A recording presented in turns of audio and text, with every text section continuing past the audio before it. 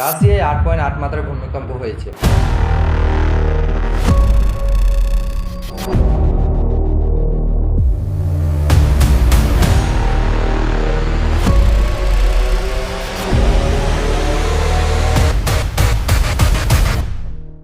তোমরা সবাই জানোই।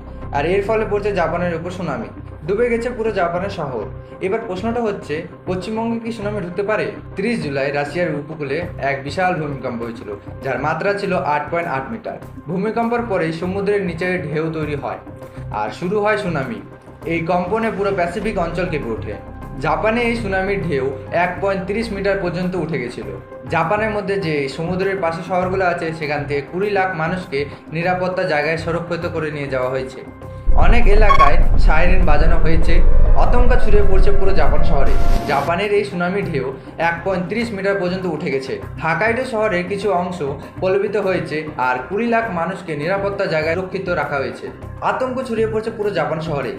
শুধু জাপানে নয়, এটা হাওয়াইতো নামে এক দেশ আছে যেখানে পৌঁছে গেছে। শুধু জাপানে নয়, হাওয়াইতেও সুনামি পৌঁছে গেছে। সেখানকার ঢেউ ছিল প্রায় 1.70 মিটার, মানে ভাবতে পারতো সে কতটা বড়। নিউজিল্যান্ড এমনকি দক্ষিণ আমেরিকায় কিছু অংশে ঢেউ দেখা গেছে। রাশিয়ার কম্পন পুরো মহাসাগরে সুনামি ছড়িয়ে দিয়েছে। জাপানে ঘোষণা করা হয়েছে যাতে জরুরি অবস্থা, হাজার হাজার মানুষকে সরিয়ে নেওয়া হয়েছে সেখান থেকে। এখন পর্যন্ত 10 জন মানুষ নিখোঁজ আর বহু মানুষ আহত হয়েছে। সুনামির ভিডিও সোশ্যাল মিডিয়ায় পুরো ভাইরাল হয়ে গেছে। এখন প্রশ্ন হচ্ছে, রাশিয়ার ভূমিকম্প যে হলো, সেটা জাপানের মধ্যে সুনামি কেন আসলো? কারণ দুই দেশই প্রশান্ত মহাসাগরের রিং অফ ফায়ার অঞ্চলের মধ্যে। এই অঞ্চলটা পৃথিবীর সবচেয়ে ভূমিকম্প প্রবণ এলাকা, আর এখান থেকেই ছড়িয়ে পড়ে সুনামি।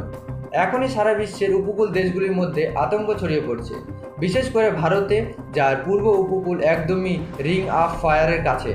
যেমন পশ্চিমবঙ্গ, উড়িষ্যা, অন্ধ্রপ্রদেশ, তামিলনাড়ু, এই রাজ্যগুলি উপকূল অবস্থিত।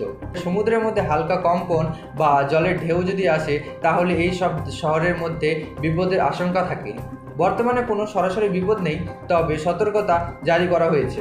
এবার জাপানে হয়েছে, কাল হয়তো আমাদের দিকেও আসতে পারে। প্রকৃতির রস যখন নামে, তখন জাতি সীমানা দেখে না। প্রার্থনা করো যাতে কিছু না ঘটে, কিন্তু প্রস্তুত থাকো যেন কিছু ঘটলে বাঁচতে পারো। এমন আপডেট পেতে সাবস্ক্রাইব করো।